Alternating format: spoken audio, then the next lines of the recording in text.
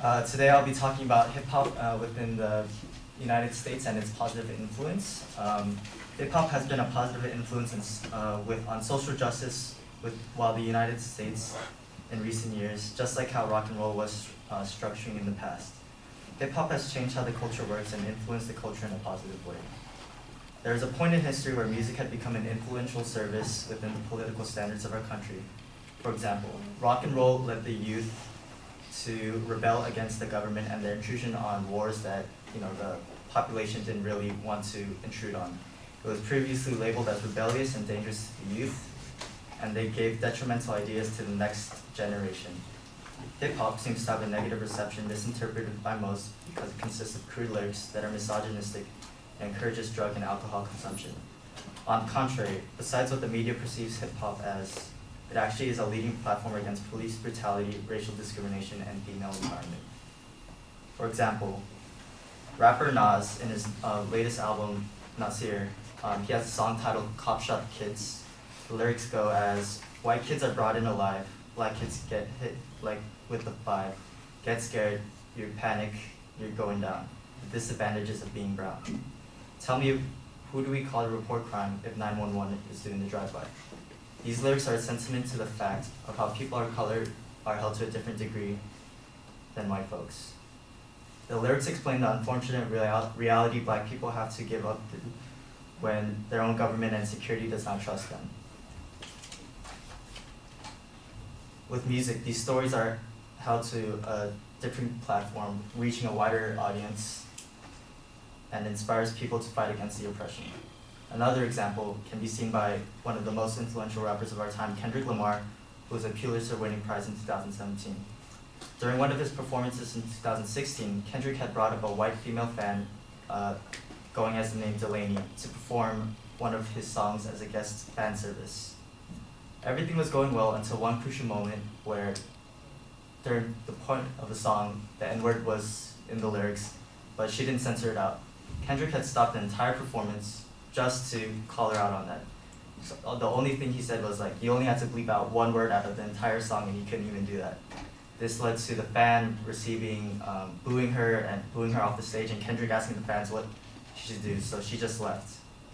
If one of the most influential rappers of our time, a Pulitzer Prize winning artist, the first time in hip hop in 2017, gave a lead on not saying vulgar words, on words that have been used to oppress African Americans since all the way back to during slavery.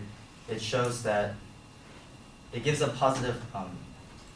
If someone influential tells their wide variety of audience not to use slanderous words like that, people will start to listen and do the same. With such a this is such a crucial moment in time as hip hop has become the most dominant genre in music according to the Nielsen family. Lastly, Beyonce, a female figure in music with multiple awards and positive reception from both critics and fans, comes her own service of charity and movement. #BeGood. She provides a platform where she raises money and uses her influence to provide scholarships and money to deserve for females specifically throughout high school and college to get the money and chance they never deserved, or they never had. While also highlighting women figures on her website who have been overshadowed throughout their careers. Her website dedicates pages towards these women to give the credit they finally deserve. In conclusion, hip-hop has been a positive influence on changing the culture in the United States, providing a platform where artists can express change, leading the audience to do the same. With songs like Cop Shot the Kid by Nas explaining to his audience the reality of the situation, about leading to people wondering why they are treated like that. Kendrick Lamar, Pulitzer Prize winner, has been cracking down on actions that slander black folk for generations, and Beyonce using her power and influence to uplift females in their fields. These are just some of the many ways that artists bring problems into life that change the culture of the United States from their negative and demoralizing attitude.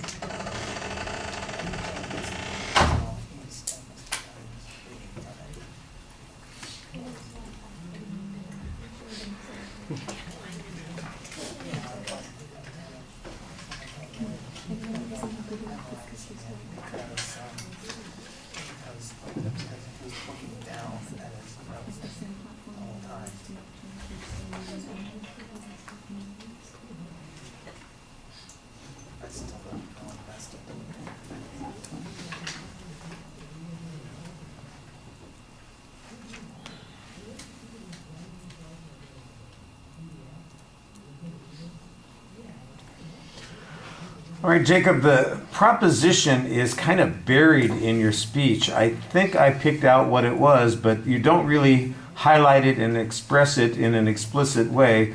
It ends up being a more generic endorsement of hip hop than the specific claim that you actually do have in the presentation, and I think you need to work on that so that it's clearer where it is you're headed in the long run. There's no preview of what the supporting structure is going to be, so it's not clear how this argument is going to develop. And I also found that to be a little bit problematic in the body of the speech because it feels like it's just mostly organized by examples rather than particular claims that those examples are going to be used to prove. I do think that you set up a little bit more of the controversy and background by suggesting that this music is comparable in some way to earlier forms of music that have had a cultural impact. I think that does suggest that there is a reason why there's an argument on this point, and you do identify some values and points that are important as part of this argument, so that's okay. The notion that the music, you mentioned the Nas song, for instance, as an example about talking about this, that it's had an impact on people's perception of the culture, that it focused attention on police abuse or danger. I'm not sure that you do much to demonstrate that that is in fact what's happened. We know that it's a subject of the song, but did the song have any influence? Was it a rallying cry for people? Have there been movements that have grown from it? I don't really get much proof on those particular points. The example that you have with Kendrick Lamar, with the white fan and the use of the N-word, I'm a little unclear about what the context and circumstances are here. If this was a Kendrick Lamar song and he includes the word, and then he pulled the fan up to participate and they sang, that sounds to me like a sucker punch as opposed to an argument about why this, we shouldn't be engaging in this. If on the other hand that was a spontaneous inclusion of the word, then I can see why that's a legitimate criticism of her participation in the use of that kind of language. I'm not exactly sure what it says in the long run, although it does, like I say, kind of seem like it's inconsistent as to what it is you're trying to get across there.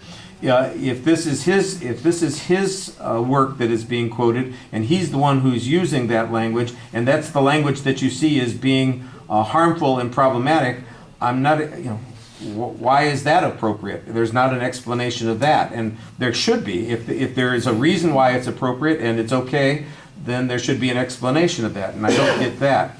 The Beyonce argument, this is the closest that you come. At the beginning, you kind of suggested that you were going to talk about the influence it would have on the police and on race relations and on female empowerment. I thought that was what your content was going to be, and like I said, it just didn't come across that was really what it was talking about. As I look back at it, maybe that's what the structure is of the speech. That those things, they just needed to be clearer. The third point, like I said, the closest you get to the issue of female empowerment are Beyonce's actions in regard to providing like financial assistance to women who need opportunities, or giving them credit on her website, which I do think is pretty good. The notion that reflects the dominant themes of hip hop music, I think that needs to be a little bit more proven. Like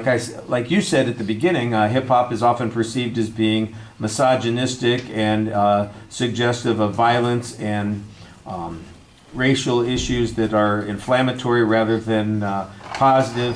And also there was one that's promoting drug use, and you do little to diminish that. The one example that you have on each of these points is not a bad example, except like I said, the second one confused me. The other two, I think, are good examples, but the influence needs to be a little bit more widely describable. You need to also read a little bit less. So like I said, I think at the end, when you're doing the summary, it's a little bit clearer what the structure is, and I would prefer that it would be clearer at the beginning, and then it would be easier to follow. Like I said, it just seemed like it was being organized around the examples rather than the claims being made from those examples. All right, thank you.